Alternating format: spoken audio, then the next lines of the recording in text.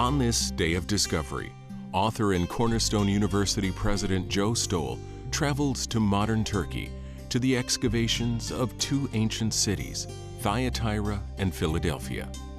These first-century communities were home for two of 7 churches specifically addressed in the beginning of the book of Revelation, a revelation from the resurrected Jesus received in a vision by the Apostle John. At the end of the first century, Christianity is facing mounting opposition in the empire. John is a prisoner on the island of Patmos for his faith in one God, which goes against a Roman Empire that embraces many gods, chief among them the Caesar of Rome. It is on Patmos that Jesus appears to John to send a message to the world, a message that is today what we know as the Book of Revelation. But to the first century church, letters of challenge and hope. Journey to the 7 churches of Revelation, the letters to Thyatira and Philadelphia on this day of discovery.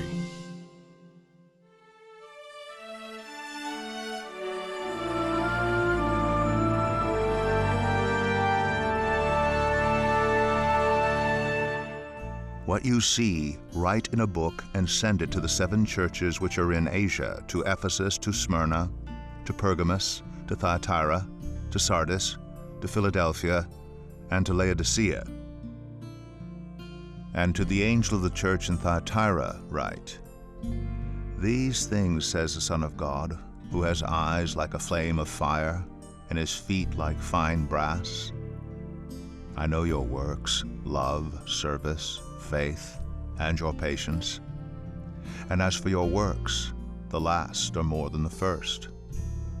Nevertheless, I have a few things against you, because you allow that woman Jezebel, who calls herself a prophetess, to teach and seduce my servants to commit sexual immorality and to eat things sacrificed to idols.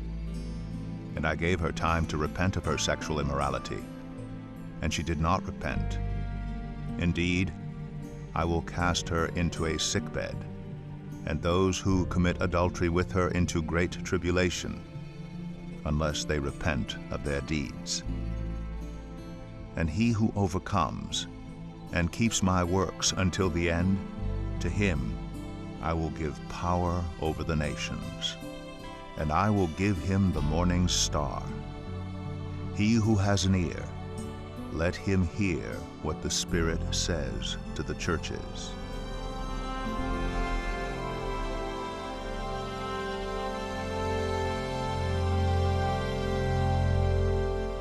This is the town of Thyatira, or at least what's left of it, bunkered down into the bustling city of Akhisar, Turkey. These are the remains and ruins of this town where the early church grew up.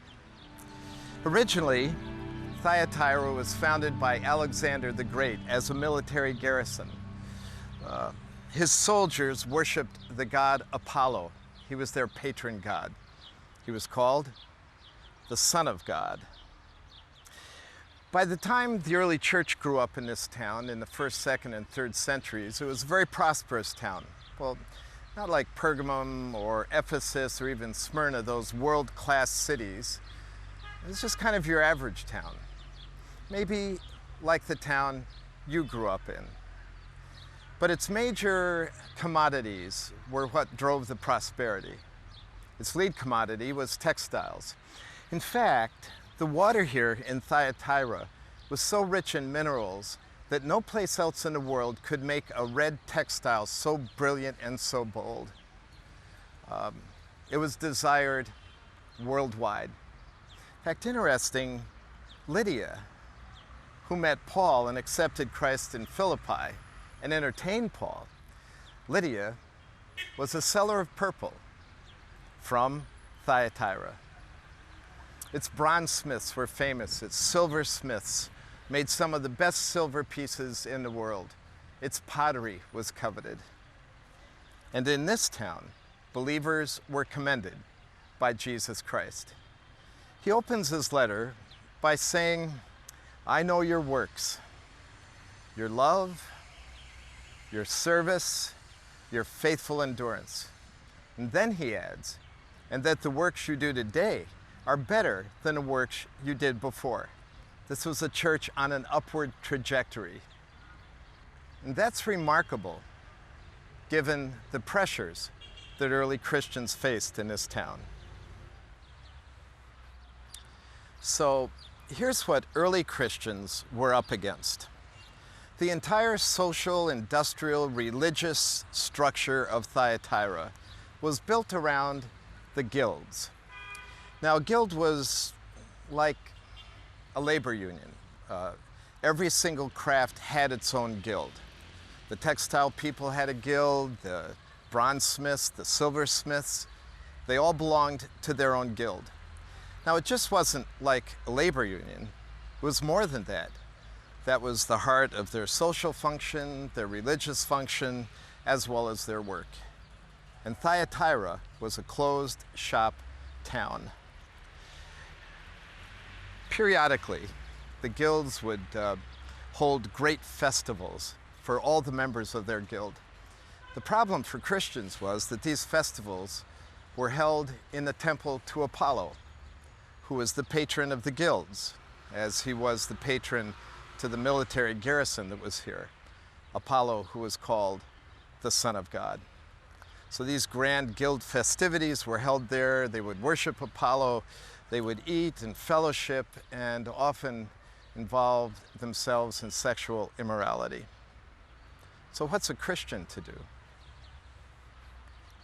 Well, if you said, "I'm not going," you risked the success of the guild, because maybe Apollo would be angry with your particular kind of craft or function.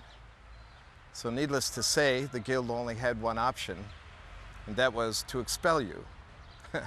You lost your job. You know, in Pergamum, Christians faced the tremendous pressure of not worshiping in the temples and not worshiping the emperor, and perhaps for that would lose their lives. In Thyatira, they lost their jobs. It hit them where it hurts the most, right in the pocketbook. And every follower of Christ had to make a choice. It would be Jesus or his career.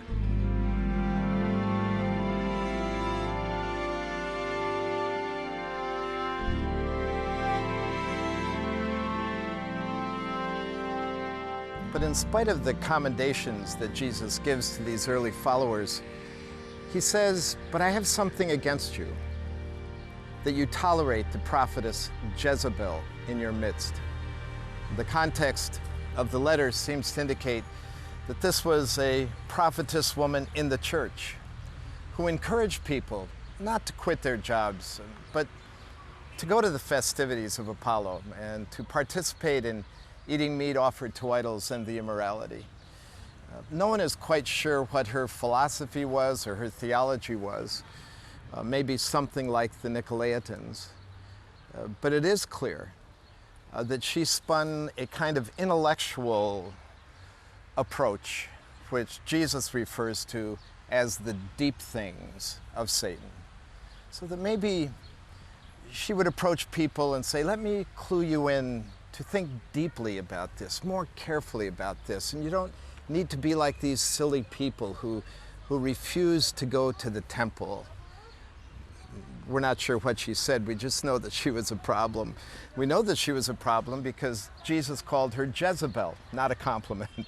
I mean, nobody in the early church is naming their little girls Jezebel, because in the Old Testament, she was the wife of Israel's most wicked king, Ahab. And she introduced the worship of Baal, the idolatry to Baal, to Israel. And Israelites were worshiping Baal to the extent of sacrificing their children to Baal and participating in the immoral sexuality of worship to Baal. And God so judged Ahab and Jezebel that it was the last straw before their captivity to the enemy forces. So compromising to save our skin, to make life a little easier, is a huge problem to Jesus Christ. And the warnings in the letter sound a very serious note against her teachings.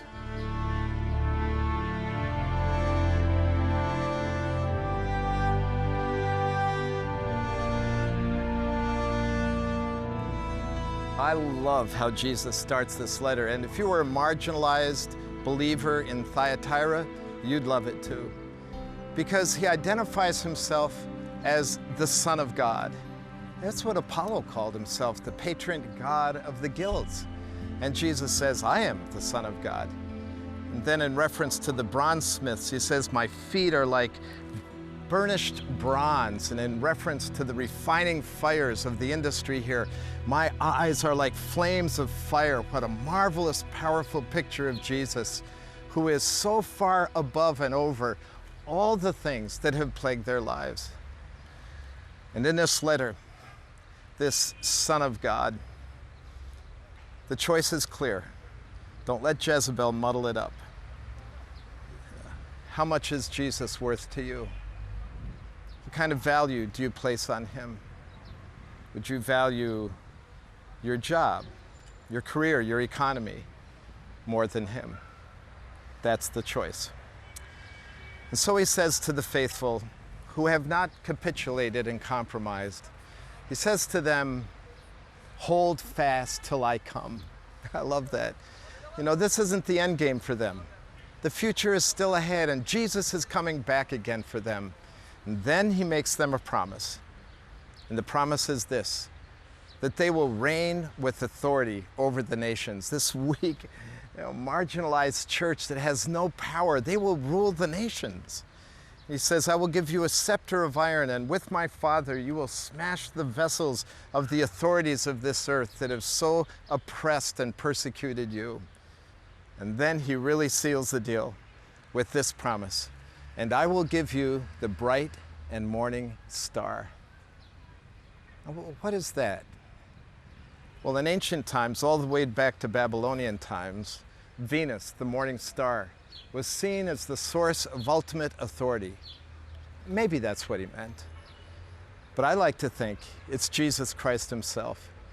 Because in Revelation chapter 21, Christ is called the bright and morning star. So he says, I will give you myself, that where I am, there you might be also, an eternal fellowship with the Son of God, Jesus Christ. What a promise. I would say that's something to persevere for. You know, in retail today, they have what is called a loss leader. That means you sell something and lose something up front on some particular piece of merchandise to get people in your store so they'll buy some more. Seems to me like losing your job for Jesus is like a loss leader. You pay a price up front for a really big gain at the end. And that's what Jesus calls us to valuing him more than anything else, regardless of the price. And he says to us, for those who endure, great is your reward in heaven.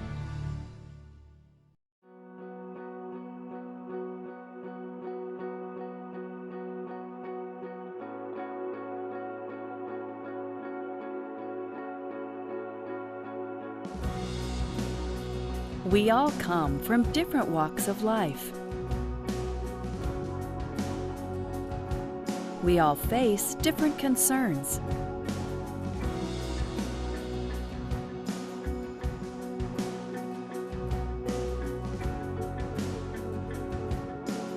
But there's a place we can all turn to find hope and encouragement for our lives.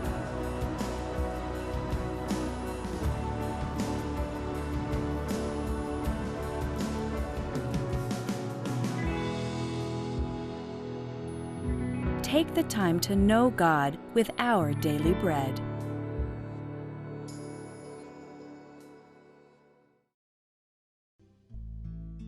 And to the angel of the church in Philadelphia write, these things says he who is holy, who is true, he who has the key of David, he who opens and no one shuts, and shuts and no one opens. I know your works. See, I have set before you an open door, and no one can shut it. For you have a little strength, have kept my word, and have not denied my name. Indeed, I will make those of the synagogue of Satan who say they are Jews and are not, but lie. Indeed, I will make them come and worship before your feet. and to know that I have loved you. Because you have kept my command to persevere, I also will keep you from the hour of trial which shall come upon the whole world to test those who dwell on the earth. Behold, I am coming quickly. Hold fast what you have, that no one may take your crown. He who overcomes, I will make him a pillar in the temple of my God, and he shall go out no more. And I will write on him the name of my God and the name of the city of my God, the New Jerusalem, which comes down out of heaven from my God. And I will write on him my new name. He who has an ear, let him hear what the Spirit says to the churches.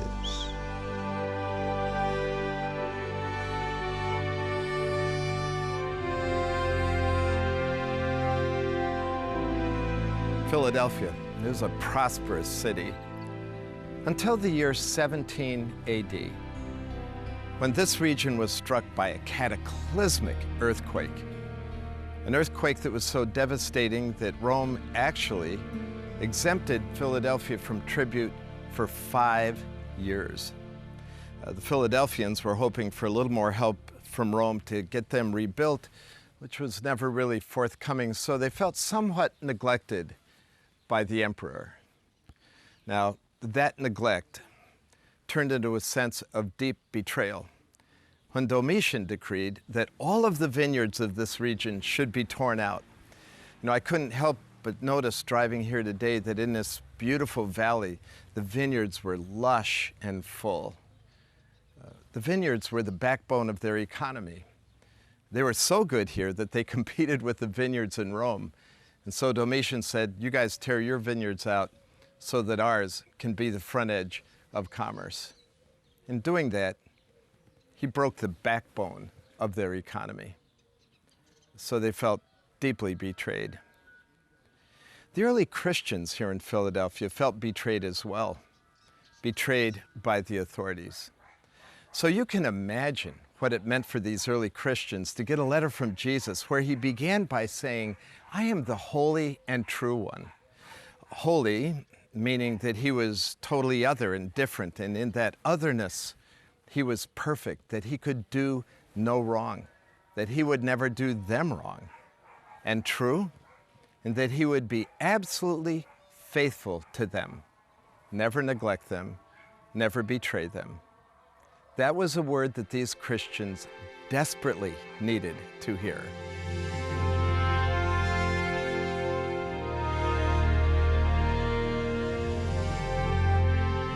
The curvature of the slope behind me represents the ancient seats of the theater that were part of the landscape of Philadelphia that Christians would have sat on and walked through.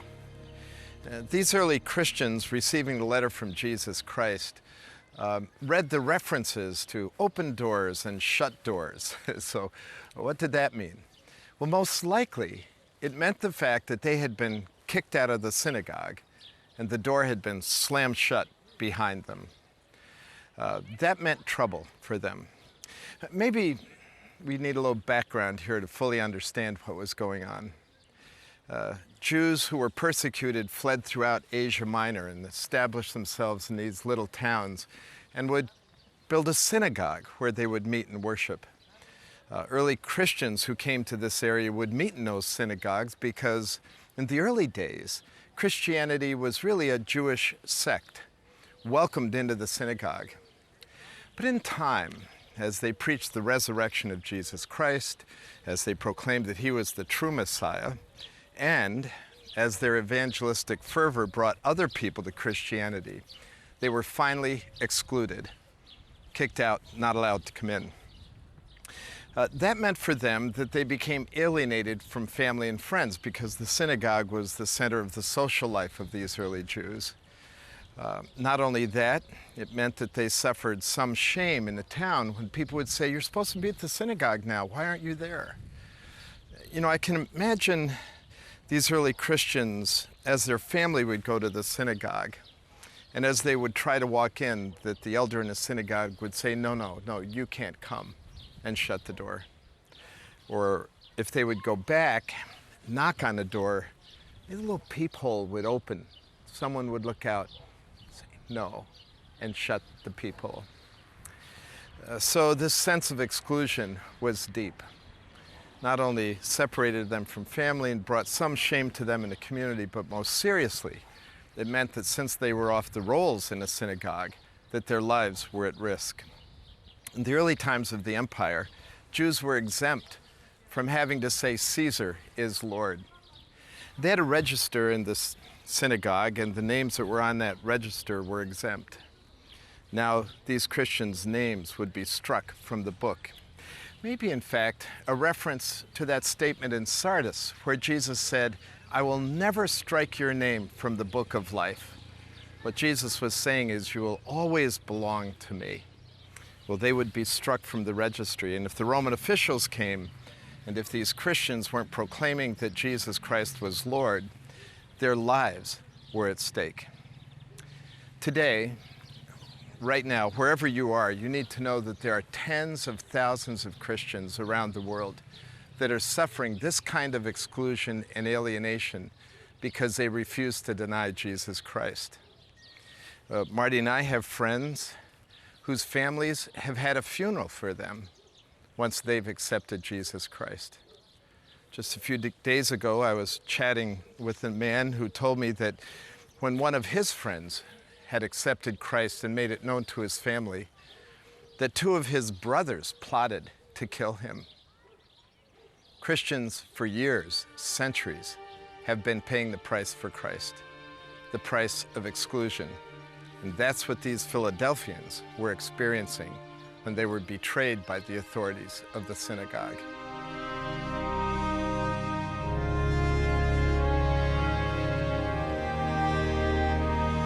The remarkable thing is that these followers of Christ here in Philadelphia refused to bail. They chose to bear the shame and face the danger for Jesus Christ. So Jesus Christ writes this letter to encourage them. It's a really sweet letter. He says to them, I hold the key of David, which meant that he had authority over the house of Israel. And he said, I will open a door for you and it will never be shut. Then he said something very fascinating. He said, these who have excluded you, someday they will bow their knees before you and know that I love you. I'm not sure what that means, when that will happen. But since these were Jewish believers, I wonder if they thought back to their national hero, Joseph, the one with the coat of many colors, whose brothers terribly betrayed him and put him in the path of death. Years later, the brothers show up in Egypt and Joseph is a ruler, and they bow their knees before him, begging him for bread and sustenance. And I wonder if ringing in these Christians' head were the words of Joseph when he said, you meant it to me for evil, but God meant it for good. Maybe. I hope so. And then Christ said, hold fast, because I'm coming again.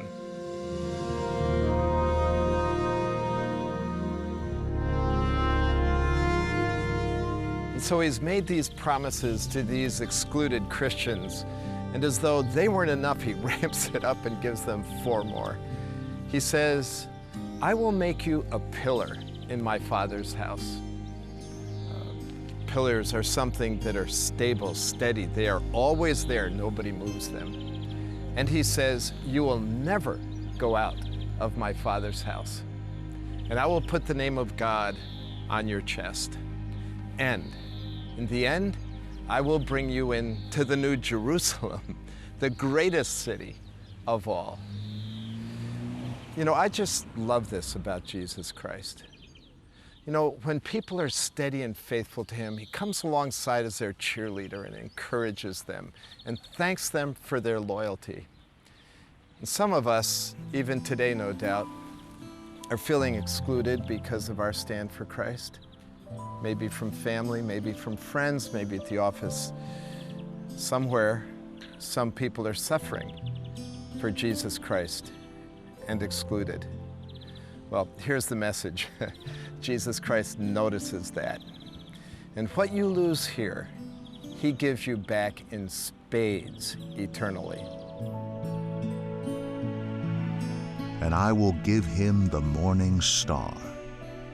He who has an ear, let him hear what the Spirit says to the churches. He who overcomes, I will make him a pillar in the temple of my God, and he shall go out no more. And I will write on him the name of my God, and the name of the city of my God, the new Jerusalem, which comes down out of heaven from my God. And I will write on him my new name. He who has an ear, let him hear what the Spirit says to the churches.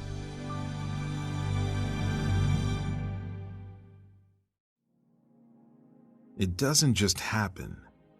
You go out day after day, week after week, month after month.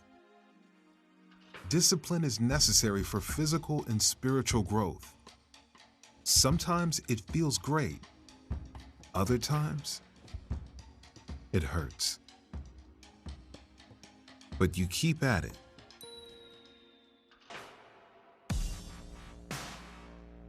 It takes time. And you make it a priority. It might not be easy, but it's worth it.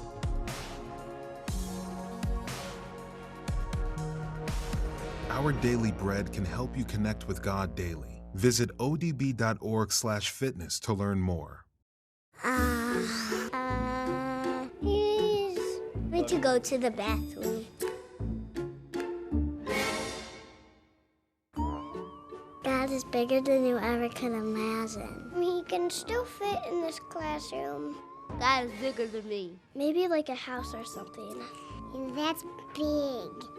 Really big. I do have muscles, but